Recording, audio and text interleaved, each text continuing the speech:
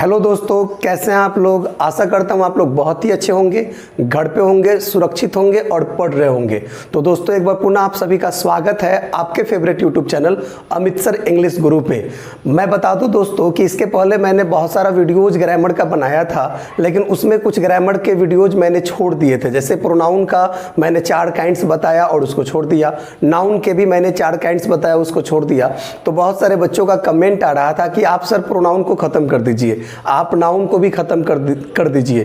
तो ये सब रिक्वेस्ट आ रहा था बच्चों का। हालांकि इस मैं क्यों बीच में क्विट कर गया, क्यों मैं आगे बढ़ गया, तो वजह था कि मैं टेंस पढ़ाना शुरू कर दिया था। तो टेंस का 8, 9, 10 वीडियो मैंने डाल दिया है, वह भी लाइव वीडियो है। तो मैं उसको भी कोशिश करूंगा कि एक बार फ्रेश करके मैं डालूं। तो चलिए हम लोग प्रोनाउन को आगे पढ़ते हैं। ये प्रोनाउन का जो 5वां भेद है हम लोग उसको लेके चलते हैं। तो 5वां भेद क्या है? व्हाट इज डेमोन्स्ट्रेटिव प्रोनाउन, मतलब संकेतवाचक। डेमोन्स्ट्रेटिव का मतलब क्या होता है? संकेतवाचक। संकेतवाचक सर्वनाम किसे कहते हैं? व्हाट इज डेमोन्स्ट्रेटिव प्रोनाउन का मतलब क्या हुआ? संकेतवाचक सर्वनाम किसे कहते हैं? तो काफी इजी है भाई मेरे, आप इसको आसानी से नोट कर सकते हैं, याद कर सकते हैं कि this, that, these, those and such are called demonstrative pronouns. देख लीजिए, ध्यान दे दीजिए, मात्र 5 ही तो है। दिस को, डैट को, दीज को, दोज को और सच को डेमोन्स्ट्रेटिव प्रोनाउंस कहा जाता है। अब यहाँ पे सवाल उठता है कि डेमोन्स्ट्रेटिव प्रोनाउंस क्यों कहा जाता है? As they are used to indicate something और समवन, क्योंकि इन सभी का प्रयोग किसी न किसी वस्तु पे या किसी न किसी व्यक्ति को इंडिकेट करने के लिए किया जाता है। इंडिकेट करना क्या होता है सर? इंडिकेट का मतलब होता है इशारा करना। इंडिकेट मतलब क्या होता है भाई? इशारा करना। किसी के तरफ इशारा करने के लिए हम दिस का, डैट का, दीज का, दोज का और सच का प्रयोग करते हैं। तो इसीलिए इन सभी को, दिस को, डैट को, दीज को, दोज को और सच को क्या कहते हैं? डेमोन्स्ट्रेटिव प्रोनाउन कहते हैं। काफी इजी है, आपको समझ में आ रहा होगा। अब रही बात कि एक नोट है, वह नोट क्या है उसको भी समझ लेंगे, फिर एग्जांपल देंगे और फिर बारी बारी से एक एक चीज पे। तो चलिए नोट क्या कहता है इसको देखिए। This, that, these, those and such. ऊपर डेमोन्स्ट्रेटिव प्रोनाउंस था, नीचे क्या है कि ये demonstrative are also called demonstrative adjectives. इन सभी को डेमोन्स्ट्रेटिव एडजेक्टिव्स भी कहा जाता है। कब कहा जाता है? व्हेन, जब, they are used before a noun, जब इन सभी का प्रयोग एक संज्ञा के पहले होता है तब कहा जाता है। तो आई होप कि आपको डेमोन्स्ट्रेटिव प्रोनाउन और डेमोन्स्ट्रेटिव एडजेक्टिव के बीच का डिफरेंस पता चल गया। देखिए 5 ही चीज है। 5 कौन? This, that, these, those and सच। ये 5 ही वर्ड है जिसको हम डेमोन्स्ट्रेटिव एडजेक्टिव्स और डेमोन्स्ट्रेटिव प्रोनाउंस दोनों कहते हैं। तो प्रोनाउन कब कहेंगे सर? तो प्रोनाउन की परिभाषा को आप याद कीजिए, आपको समझ में आ जाएगा। प्रोनाउन वह शब्द है जो संज्ञा के बदले में आता है। संज्ञा के बदले में आने का मतलब हुआ कि संज्ञा नहीं आता है तब प्रोनाउन आता है। मतलब अगर वाक्य में इन सभी शब्दों के बाद संज्ञा नहीं हो तो ये डेमोन्स्ट्रेटिव प्रोनाउन होगा। क्या होगा? Demonstrative pronoun. लेकिन जब इन्हीं सभी शब्दों के बाद संज्ञा आ जाए, तो जब आ जाए तो ये डेमोन्स्ट्रेटिव प्रोनाउन नहीं, डेमोन्स्ट्रेटिव एडजेक्टिव होगा। क्या होगा? डेमोन्स्ट्रेटिव एडजेक्टिव होगा। वजह क्या है भाई? क्योंकि एडजेक्टिव वह शब्द है जो संज्ञा या सर्वनाम की विशेषता बताता है, या एडजेक्टिव वह शब्द है जो संज्ञा के पहले आकर उस संज्ञा को क्वालिफाई करता है, संज्ञा की क्या करता है? विशेषता बताता है। जैसे हम बोलते हैं गुड मैन, हम बोलते हैं गुड मैन, तो ये मैन नाउन हो गया और उसके पहले गुड आके, मतलब नाउन के पहले गुड आके मतलब इस मैन की क्या कर रहा है? विशेषता बता रहा है। तो गुड यहाँ पे क्या हो गया? एडजेक्टिव हो गया। अगर हम बोलते हैं टॉल गर्ल, हम क्या बोलते हैं? टॉल गर्ल, तो इसका मतलब हुआ कि लंबी लड़की। क्या मतलब हुआ इसका? लंबी लड़की। तो ये टॉल शब्द जो है इस गर्ल नाउन के पहले आके मतलब इसकी क्या बता रहा है? विशेषता बता रहा है। तो टॉल यहाँ पे क्या है? एडजेक्टिव है। तो आई होप कि आपको समझ में आ गया होगा कि एडजेक्टिव कब होगा? जब इन सभी शब्दों का प्रयोग नाउन के पहले होगा तब होगा, क्योंकि एडजेक्टिव वो शब्द है जो नाउन के पहले आता है और फिर उस नाउन को क्वालिफाई करता है, मतलब नाउन की विशेषता बताता है। तो सीधी सी बात है भाई मेरे कि सर इन सभी को हम ये डेमोन्स्ट्रेटिव एडजेक्टिव्स और डेमोन्स्ट्रेटिव प्रोनाउंस भी कहते हैं। प्रोनाउन कब कहेंगे? जब नाउन नहीं होगा तब कहेंगे, और एडजेक्टिव कब कहेंगे? जब नाउन होगा तब कहेंगे। तो आई होप कि आपको समझ में आया होगा। हम 2-4 एग्जाम्पल देते हैं तो ज़्यादा समझ में आ जाएगा। जैसे अगर हम एक एग्जाम्पल देते हैं, यह मेरा घर है। तो चलिए एक एग्जाम्पल मैंने ये दे दिया और फिर एक एग्जाम्पल यहाँ है, यह घर मेरा है। दो एग्जाम्पल हो गया। तो आप दोनों एग्जाम्पल में देखिए एक चीज़ क्या है, कॉमन सा चीज़, यहाँ भी यह है, यहाँ भी यह है। इसका मतलब हम दिस का प्रयोग करेंगे, लेकिन दोनों में डिफरेंस ये है भाई कि यह के बाद यहाँ पे कोई संज्ञा नहीं है, नहीं है तो दिस के बाद यहाँ कोई संज्ञा नहीं होगा। और यह के बाद यहाँ पे घर नाउन आ गया, संज्ञा आ गया, तो दिस के बाद यहाँ पे हाउस आएगा, हाउस आएगा। तो यह मेरा घर है, तो इसका बनेगा दिस इज माई हाउस। क्या होगा? This is my house. तो देखिए यहाँ पे दिस के बाद कोई संज्ञा आया नहीं ना आया, तो ये है डेमोन्स्ट्रेटिव प्रोनाउन। डीपी लिख देंगे हम यहाँ पे, ये है डेमोन्स्ट्रेटिव प्रोनाउन। लेकिन यह घर मेरा है, तो देखिए दिस के बाद घर यहाँ पे नाउन आया, तो दिस के बाद हाउस भी लिखना पड़ेगा एक साथ। This house is mine, this house is mine. तो यहाँ जो दिस के बाद हाउस है वह नाउन आ गया, तो दिस यहाँ पे डेमोन्स्ट्रेटिव क्या है? एडजेक्टिव है, डेमोन्स्ट्रेटिव एडजेक्टिव है। देखिए वही चीज़ें हैं, आप थोड़ा सा पहले भी पढ़े हैं प्रोनाउन, तो उसमें भी देख लिए, यहाँ पे मेरा के बाद नाउन आया तो माई यहाँ पे होगा पॉसेसिव एडजेक्टिव, याद कीजिए पॉसेसिव एडजेक्टिव। और देखिए यहाँ पे मेरा के बाद कोई संज्ञा नहीं है, नहीं ना है, तो यहाँ पे माइन आएगा। माइन जब आएगा तो ये पॉसेसिव प्रोनाउन होगा ना, पॉसेसिव एडजेक्टिव तो होगा नहीं। तो आई होप कि आपको बहुत ही अच्छा से समझ में आ रहा होगा। आ रहा है कि नहीं आ रहा है? चलिए तो और दो एग्जाम्पल देता हूँ, जैसे वह। चलिए हम अगर बोलते हैं, मैं थोड़ा सा मार्कर चेंज कर लूँ तो थोड़ा सा ज़्यादा अच्छा लगेगा। वह मेरा खेत है, वह मेरा खेत है, एक एग्जाम्पल ये है। और अगर हम बोलते हैं वह खेत तुम्हारा है, वह खेत तुम्हारा है, देखिए दोनों में क्या अंतर है, डिफरेंस देखिए। यहाँ पे वह के बाद कोई संज्ञा है नहीं है, वह के बाद यहाँ पे कोई संज्ञा है नहीं है, और यहाँ पे वह के बाद खेत संज्ञा आ गया, नाउन आ गया। तो यहाँ पे वह की जो इंग्लिश हम देंगे डैट देंगे, तो जब डैट देंगे तो उसके बाद हमको संज्ञा देना पड़ेगा क्या? नहीं देना पड़ेगा। तो डैट इज क्या? My field. That is my क्या होगा इसका? डैट इज माई फील्ड होगा। तो आप देखिए यहाँ पे कि डैट के बाद कोई संज्ञा नहीं है, तो ये डेमोन्स्ट्रेटिव क्या है? डेमोन्स्ट्रेटिव प्रोनाउन है। और सर यहाँ पे वह खेत एक साथ है, तो डैट फील्ड एक साथ आएगा ना, तो डैट फील्ड इज, अब यहाँ पे योर होगा कि योर्स होगा? योर्स होगा। क्यों योर्स होगा? क्योंकि तुम्हारा के बाद कोई संज्ञा नहीं है, और जब तुम्हारा के बाद कोई संज्ञा नहीं होता है तो वह पॉसेसिव क्या होता है?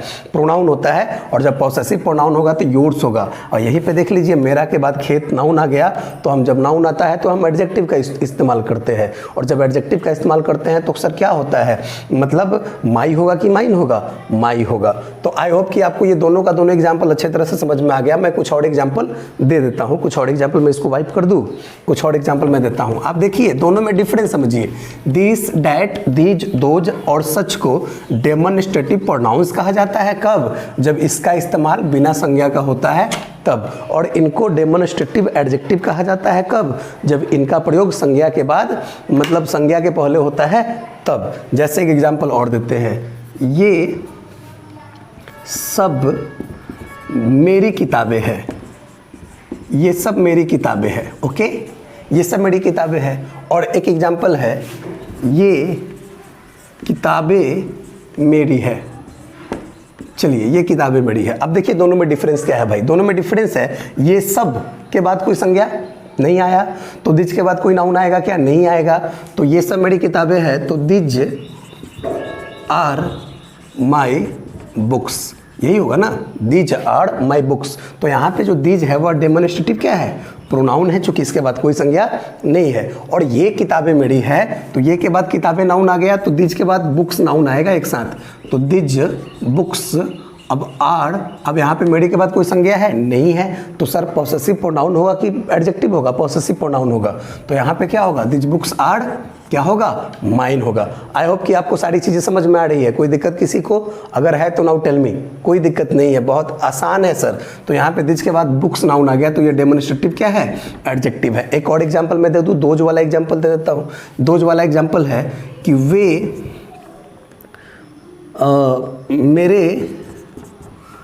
मेरे का एग्जाम्पल बहुत दे दिया मैंने, कुछ और एग्जाम्पल देना। वे उन लोगों का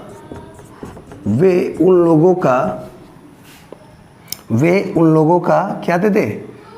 वे उन लोगों की कलमे है। चलिए वे उन लोगों की कलमे है, ठीक है, वे उन लोगों की कलमे है। एक एग्जाम्पल और, वे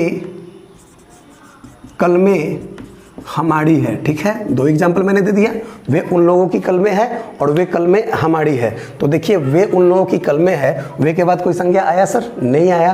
तो यहाँ पे हम दोज का प्रयोग करेंगे कि नहीं करेंगे? तो those are their pens, those are their pens. चूंकि भाई उन लोगों के बाद कल में नाउन आया तो देयर का प्रयोग करेंगे, वही अगर नाउन नहीं आता तो देयर्स का प्रयोग करते। आई होप कि आपको समझ में आ रहा है। वे कल में हमारी है, तो दोज पेन्स एक साथ होगा, चूंकि भाई वे के साथ कल में नाउन आ गया तो दोज पेन्स एक साथ होगा। तो दोज पेन्स आर, अब हमारी के बाद कोई संज्ञा है? नहीं है। तो जब नहीं है तो हम पॉसेसिव एडजेक्टिव का प्रयोग करेंगे कि पॉसेसिव प्रोनाउन का? आई होप कि एडजेक्टिव का प्रयोग प्रोनाउन का प्रयोग करेंगे। तो यहाँ पे आवर होगा कि आवर्स होगा? आवर्स होगा। तो ये तो रहा आपका मतलब 4 एग्जाम्पल, मतलब चारों का। अब मैं आपको बताऊंगा, तो मैं लिख देता हूँ ना, यहाँ पे मैं लिख देता हूँ, ये दोज क्या है? डेमोन्स्ट्रेटिव प्रोनाउन है, और ये दोज यहाँ पे क्या है? डेमोन्स्ट्रेटिव एडजेक्टिव है। अब बच्चे बोलेंगे सर सच का एग्जाम्पल दे दीजिए, क्योंकि सच बहुत टफ है। तो कोई बड़ी चीज़ नहीं है, अगर आप 12th में पढ़ते होंगे तो आपको अच्छी तरह से याद होगा कि सच का एक बहुत ही सुंदर सा एग्जाम्पल फर्स्ट चैप्टर में है, फर्स्ट चैप्टर में है। हाँ, अगर हम बोलते हैं ऐसी हमारी स्थिति है, या ऐसी मेरी स्थिति है, ऐसी मेरी स्थिति है, ये एग्जाम्पल मैंने दे दिया। तो इसकी आप इंग्लिश क्या बनाओगे? Such is my condition. Condition, okay, such is my condition. तो यहाँ पे सच के बाद कोई संज्ञा नहीं है, तो ये डेमोन्स्ट्रेटिव क्या है? प्रोनाउन है। ये डेमोन्स्ट्रेटिव प्रोनाउन है, डीपी मतलब डेमोन्स्ट्रेटिव प्रोनाउन। वही अगर हम बोलते हैं ऐसी स्थिति मेरी है, तो सर यहाँ पे देखिए कि ऐसी के बाद स्थिति नाउन आ रहा है, तो आप इसको क्या बनाओगे? सच कंडीशन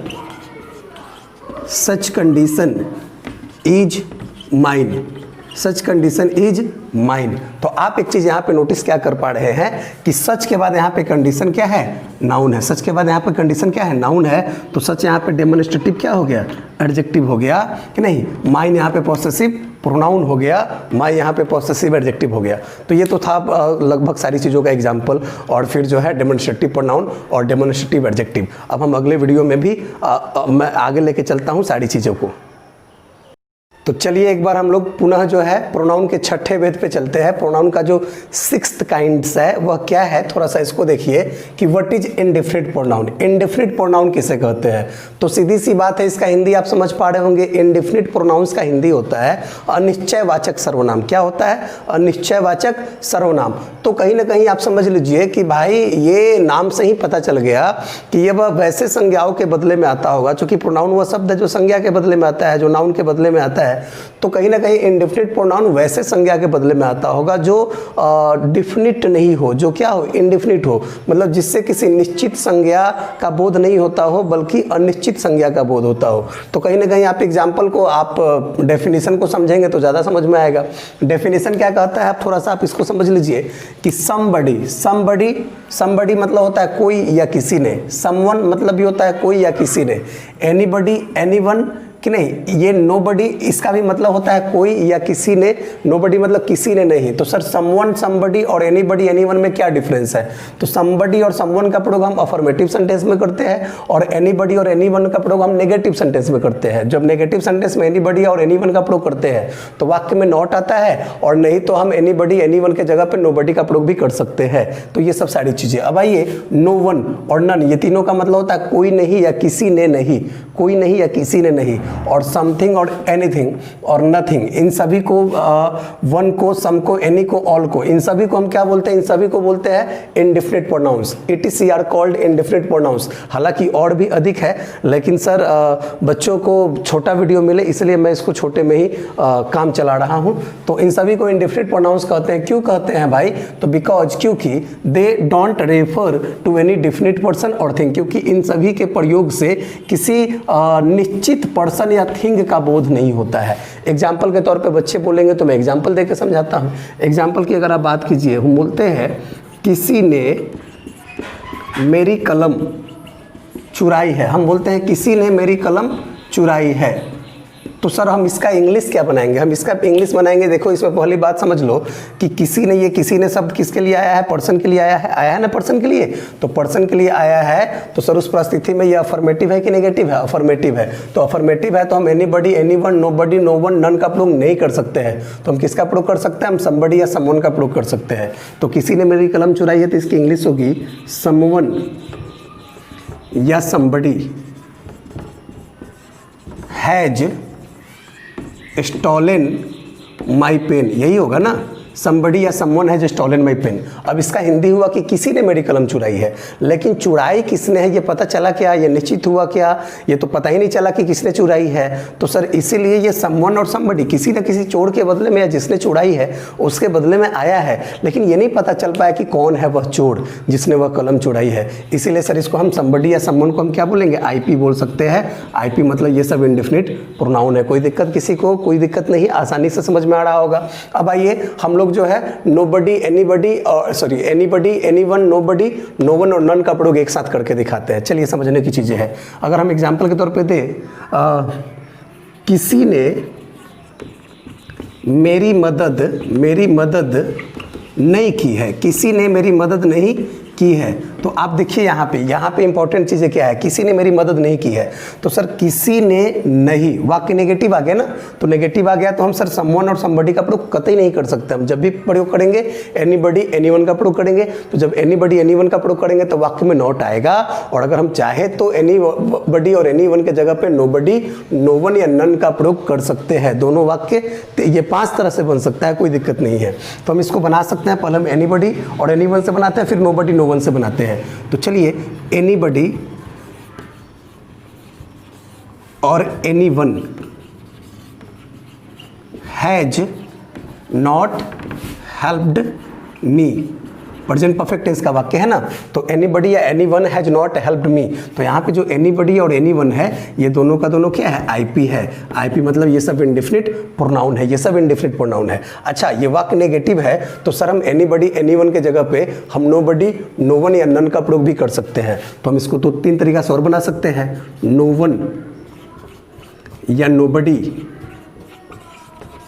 या no one sorry none has helped me, कि नहीं, ये भी बना सकते हैं। तो no one has helped me या नोबडी हैज हेल्प्ड मी या नन हैज हेल्प्ड मी। तो ये नो वन, नोबडी, नन, ये तीनों का तीनों क्या है सर? ये तीनों का तीनों आईपी है।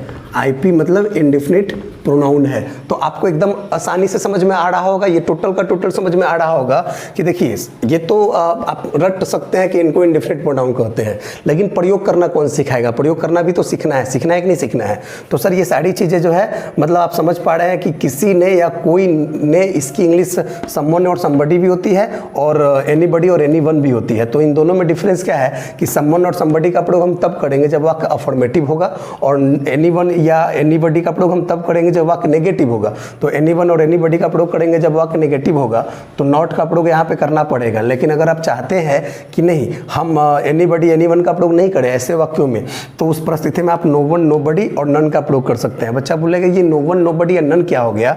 तो एनीबडी, अगर हम नो एनीवन में no plus anyone, no plus anyone अगर जोड़ के इक्वल टू करते हैं, हम यहाँ पे लिख सकते हैं कि no plus anyone equal to no one या नन, ये कर सकते हैं। उसी तरह से अगर हम बोले कि no plus somebody equal to, माफ़ कीजिएगा, no plus somebody equal to nobody, तो आपने क्या समझा कि अगर हम क्या करते हैं कि अगर हम समबडी या एनीबडी में नो लगाते हैं तो वह मतलब क्या होता है? वह नोबडी हो जाता है। नो और नो प्लस एनीवन लगाते हैं तो वह क्या हो जाता है? नन हो जाता है। तो बहुत ही आसान सा था सर सारी चीज़ें। अगर हम नॉट का प्रयोग करना चाहते हैं तो हम एनीवन और समवन का प्रयोग कर सकते हैं, एनीबडी और एनीवन का प्रयोग कर सकते हैं, और अगर हम नॉट का प्रयोग नहीं करना चाहते हैं तो हम नो वन, नोबडी और नन का प्रयोग कर सकते हैं। आई होप कि आपको बहुत ही ईजी लगा होगा। कुछ और एग्जाम्पल मैं देता हूँ, ज़्यादा से ज़्यादा समझ में आएगा आपको। जितने एग्जाम्पल होगा उतना ही ज़्यादा बेहतर होगा। अब चलिए और भी सारी चीज़ें, और भी मैं कुछ एग्जाम्पल दे देता हूँ आपको, ताकि ज़्यादा से ज़्यादा आपको समझ में आ जाएगा। तो अब यहाँ पे मैंने नथिंग तक का एग्जाम्पल दे दिया। अब आती है वन, सम और एनी, ऑल का। तो सर ये समझ लीजिए कि ये वन, सम, एनी और ऑल का प्रयोग जो है मतलब 2-3 कंडीशन में होता है। एक कंडीशन होता है कि में से एक कि नहीं, में से एक वाली जब बात आएगी तो सर उसकी जो स्ट्रक्चर होती है समझ लो कि IP plus of plus noun या प्रोनाउन। क्या होती है? नाउन या प्रोनाउन होती है। जैसे एग्जांपल के तौर पे अगर हम बोलते हैं कि नहीं, हम लोगों में से कुछ बीमार है। ओके, हम लोगों में से कुछ बीमार है, तो उसकी इंग्लिश होगी some of us are ill. Some of us are ill. तो सर यहाँ पे हम लोगों में से कुछ बीमार है, लेकिन कौन बीमार है कोई क्लियर हुआ? नहीं क्लियर हुआ। तो सम यहाँ पे इंडिफिनिट क्या है? प्रोनाउन है। सम इंडिफिनिट प्रोनाउन है। और कोई एग्जाम्पल दे कि नहीं, आप लोगों में से कोई एक जा सकता है। आप लोगों में से कोई एक जा सकता है, तो उसकी इंग्लिश क्या होगी? Any of you can go. Any of you can go. तो सर एनी के बाद कोई प्रोनाउन नहीं ना हुआ, नाउन नहीं ना हुआ, तो ये इंडेफिनिट प्रोनाउन है। और any of you can go का मतलब हुआ कि आप लोगों में से कोई जा सकता है, लेकिन ये क्लियर नहीं हुआ कि आप लोगों में से कौन जा सकता है। ये क्लियर हुआ क्या? नहीं हुआ। चलिए हम लोग कुछ और एग्जाम्पल देते हैं कि नहीं, हम लोगों में से सभी अच्छे हैं। इसका एग्जाम्पल देते हैं, इधर आ जाएगा आराम से। नहीं, इसको मिटा ही देते हैं हम लोगों में से सभी अच्छे हैं। हम लोगों में से सभी अच्छे हैं। मैं हिंदी भी लिख देता हूँ, हम लोगों में से सभी अच्छे हैं। तो सर हम लोगों में से सभी की इंग्लिश क्या होगी? All of us are good. तो सर हम लोगों में से सभी अच्छे हैं, लेकिन कौन हम लोगों में कौन कौन है ये निश्चित हुआ क्या? नहीं हुआ। इसीलिए इसको हम क्या बोलेंगे? इंडेफिनिट प्रोनाउन बोलेंगे। आई होप कि आपको बहुत ही आसानी से समझ में आ रहा होगा, कोई दिक्कत अभी तक नहीं हो रही होगी। चलिए बच्चे बोलेंगे वन वाला एग्जाम्पल दीजिए। वन वाला एग्जाम्पल, तो वन वाला एग्जाम्पल भी मैं आपको दे देता हूँ। अगर हम बोलते हैं वन शुड लव गॉड, तो इसका हिंदी आपको पता है? इसका हिंदी क्या हुआ? सभी को ईश्वर से प्रेम करना चाहिए। सभी को ईश्वर से प्रेम करना चाहिए। तो देखिए यहाँ पे वन वाक्य का सब्जेक्ट है। आपको दिमाग में बैठता है कि वन का मतलब एक होता है। जी नहीं, ये गलत है। वन का मतलब सभी होता है, ये सर्वसाधारण के लिए यूज होता है। तो वन जब वाक्य का सब्जेक्ट होगा तो उसका हिंदी होगा सभी। तो वन शुड लव गॉड मतलब सभी को ईश्वर से प्रेम करना चाहिए। तो सर वन यहाँ पे सभी को प्रेम करना चाहिए, लेकिन किसको करना चाहिए ये निश्चित हुआ नहीं। तो ये मतलब वन यहाँ पे क्या होगा? आईपी हो गया, इंडेफिनिट प्रोनाउन हो गया। अब इसका कुछ नोट है जो आपको मैं लिखा देना चाहूँगा ताकि आपको बड़ा अच्छे से समझ में आएगा। अब यहाँ पे बच्चे बोलेंगे समथिंग, एनीथिंग और नथिंग का एग्जाम्पल आप नहीं दिए, तो समथिंग, एनीथिंग और नथिंग का एग्जाम्पल भी हम आपको दे देना चाहते हैं कि नहीं, उसका भी एग्जाम्पल हम आपको दे देना चाहते हैं। अगर हम बोलते हैं आई नो समथिंग, या हम बोलते हैं आई डोंट नो एनीथिंग, या हम बोलते हैं आई नो नथिंग, ये वाला एग्जाम्पल बोलते हैं। तो सर यहाँ पे आई नो समथिंग का मतलब हुआ कि मैं कुछ जानता हूँ, और आई डोंट नो एनीथिंग मतलब मैं कुछ नहीं जानता हूँ। आई नो नथिंग मतलब मैं कुछ नहीं जानता हूँ। तो सर ये समथिंग, एनीथिंग और नथिंग में डिफरेंस समझ लीजिए आप लोग। समथिंग का प्रयोग जब भी होगा वाक्य में कौन सी में होगा? अफर्मेटिव वाक्य में होगा। और नेगेटिव वाली बात आएगी तो एनीथिंग का प्रयोग होगा, और एनीथिंग का प्रयोग होगा तो वाक्य में नॉट आएगा। लेकिन आपको मैंने फिर वही बात मैं बताऊँगा कि not plus anything equal to nothing. अगर वाक्य में आप नॉट का इस्तेमाल नहीं करना चाहते हैं तो आप एनीथिंग का इस्तेमाल भी नहीं करें, चूँकि एनीथिंग का इस्तेमाल करेंगे तो वाक्य में नॉट देना पड़ेगा। तो एनीथिंग नथिंग का भी इस्तेमाल नहीं करें, और जो है नॉट और एनीथिंग का इस्तेमाल आप नहीं करना चाहते हैं तो आपको क्या करना पड़ेगा, नथिंग का इस्तेमाल करना पड़ेगा जब वाक्य नेगेटिव होगा तब। ये बहुत ही इजी वे में आपको समझ में आ गया, कोई दिक्कत यहाँ पे किसी को नहीं है। अब हम लोग चलते हैं इसके एक नोट पे। वह नोट क्या है आप सब लोग इसको देख लीजिए, बहुत ही इंपॉर्टेंट नोट है, इसके बिना आप इंग्लिश ग्रामर की कल्पना नहीं कर सकते हैं। चलिए मैं आपको प्रतिदिन कुछ ना कुछ 11th के बच्चों के लिए मैं ग्रामर बताता चलूँगा, मैं यूट्यूब पे डालता चलूँगा। आई होप कि आपको अच्छा लग रहा है। कुछ और एग्जाम्पल लिख लीजिए। बट, एग्जाम्पल नहीं, आप लिखिए बट, मतलब ये नोट है सर, ये नोट है, NOT नोट है। बट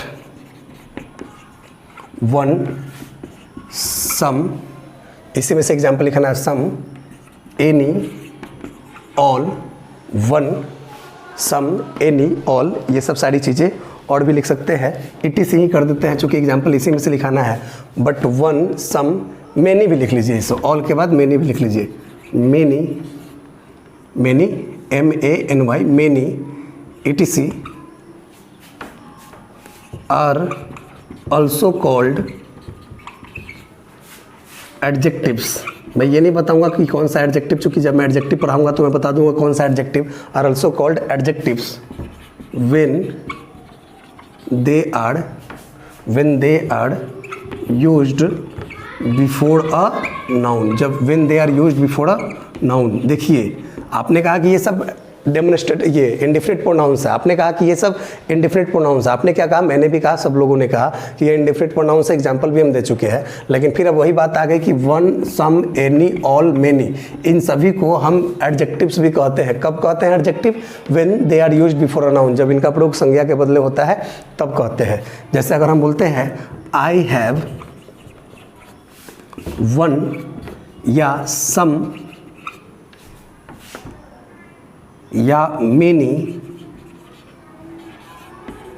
हॉर्स या हॉर्सेस, ठीक है। अब यहाँ पे बच्चे बोलेंगे हॉर्स हॉर्सेस क्यों दिए, तो वन होता ना, तो वन होता तो हॉर्स होता कि नहीं होता, सिंगुलर होता।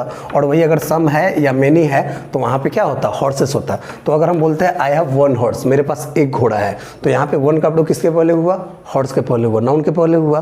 तो यहाँ पे वन, यहाँ पे क्या है, एडजेक्टिव है। वन क्या है, एडजेक्टिव है। वही अगर हम बोलते हैं आई हैव सम हॉर्सेस, मेरे पास कुछ घोड़े हैं, तो सम का प्रयोग किसके पहले हुआ, हॉर्सेस मतलब नाउन के पहले हुआ। तो उस परिस्थिति में सम यहाँ पे क्या है, एडजेक्टिव है। क्या है भाई, एडजेक्टिव है। वही हम बोलते हैं आई हैव मेनी हॉर्सेस, मेरे पास अनेक घोड़े हैं, मेरे पास क्या है, अनेक घोड़े हैं। तो मेनी के बाद यहाँ पे क्या है, हॉर्सेस नाउन आ गया, तो यहाँ पे मेनी भी क्या है, पॉसेसिव, सॉरी यहाँ पे मेनी भी क्या है, एडजेक्टिव है। कोई दिक्कत किसी को यहाँ पे नहीं है, बहुत ही आसान है। कुछ और एग्जाम्पल अगर आप बोले तो मैं दे देता हूँ। कुछ और एग्जाम्पल दिया जाए क्या क्लियर हो गया? अगर मैं बोलो तो मैं देता हूँ, या बहुत ही क्लियर हो गया? अगर क्लियर हो गया तो चलिए हम लोग चलते हैं एक दो एग्जाम्पल के पास और चलते हैं। अगर हम बोलते हैं all of you are mad, एक ही एग्जाम्पल देते हैं। और हम बोलते हैं all the boys are innocent. दो एग्जाम्पल हमने दे दिया। अब दोनों में डिफरेंस क्या है? All of you are mad, all के बाद कोई नाउन है सर? नहीं है ना, ऑल के बाद कोई नाउन नहीं है, तो यहाँ पे ऑल इंडेफिनिट प्रोनाउन है। क्या है, IP, इंडेफिनिट प्रोनाउन है, एकदम मैंने ऐसे लिख दिया। और यहाँ पे देखिए all the boys are innocent, तो ऑल के बाद यहाँ पे बॉयज क्या है सर? यहाँ पे द नहीं भी लिख सकते हैं। ऐसे ऑल के बाद मतलब अगर नाउन आता है तो द देना मस्ट हो जाता है, लेकिन अगर आप नहीं भी देते हैं तो गलत नहीं है। तो all the boys are innocent मतलब सभी लड़के क्या है, सभी लड़के निर्दोष है। तो ऑल के बाद बॉयज यहाँ पे नाउन है, तो यहाँ पे ऑल क्या है, यहाँ पे ऑल एडजेक्टिव है। तो आपको समझ में आ गया होगा कि ऑल एडजेक्टिव कब है, जब इसके बाद नाउन आएगा तब है। ऑल प्रोनाउन तब है, जब इसके बाद नाउन नहीं आएगा तब है। तो all of you are mad मतलब आप सभी लोग पागल है कि नहीं, आप सभी लोग या आप लोगों में से सभी। ऑल ऑफ यू मतलब आप सभी लोग या आप लोगों में से सभी क्या है, पागल है। और ऑल द बॉयज मतलब सभी लड़के इनोसेंट है, निर्दोष है। तो आपको ये बहुत ही अच्छा लगा होगा वीडियो। आप इसको लाइक जरूर करेंगे, इसको शेयर करेंगे, ताकि अधिक से अधिक बच्चों को कोई दिक्कत नहीं हो। तो इन्हीं शब्दों के साथ मैं विदा लेता हूँ। मैं पुनः जो है एक नए वीडियो के साथ, मतलब प्रोनाउन का जो 7वां और 8वां भेद है, उसके बाद 9th और 10th भेद है, काइंड है, उन सभी के साथ मैं आपके पास उपस्थित होता हूँ। तब तक के लिए मैं आपसे विदा लेता हूँ। जय हिंद।